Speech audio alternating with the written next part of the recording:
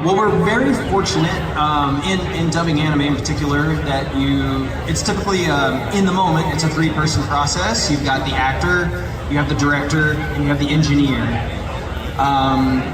It's a really beautiful kind of relationship because we're trying to match the flaps, right?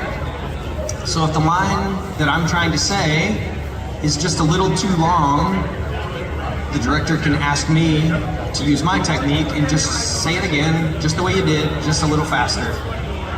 Or the director can go into the script and delete a little line or change the syllables and have me say it the same way with a slightly different line that's a little bit shorter, and then it fits. Or the engineer can do their job and shrink the actual digital file slightly or stretch it to then make it fit. So we all have our own technical skills that we can bring to solve a problem, and the more you do it, the more you kind of find which directors like to work different ways, and how can we solve the problem the quickest. Yeah, but then also it depends on what studio you're working for.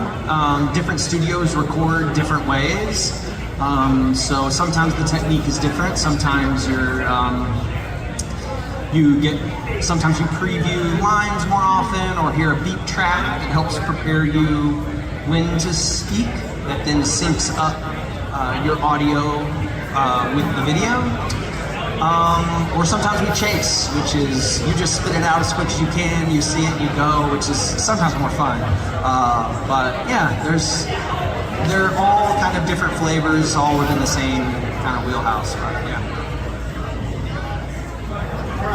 My last question before Q&A, so be ready. Mr. Gibbs, tell us about your first audition. Okay, yeah, so my first audition, I can't even tell you what it is because I don't remember the actual title, but it was for a video game,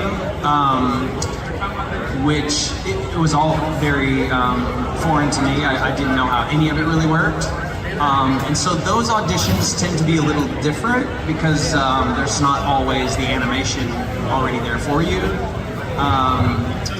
But my first anime audition, I was a little lost because again, I tell this to a lot of aspiring actors that I used to do, and I'm not kidding, I used to do eyeball warm-ups before I went into the studio.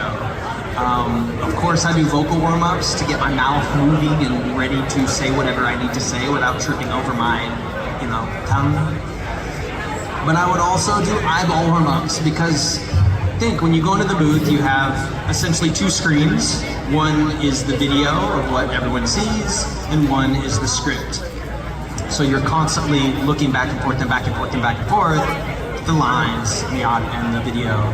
So I would literally warm up my eyeballs on my way to the studio so that I'm ready. It's just like, I often say, it's like, for the readers out here, those of us who like to read, you tend to read much faster on page 10. Sorry, plosives. That's another technique we have to look out for in voiceover. You read a lot faster on page 10 than you do on page 1. It takes a second for your eyes and your brain and everything to kind of get up to speed so that you're reading faster. Well, in the voiceover studio, you don't always have that time. You have to come in on page 10 rather than page 1. Yeah, I think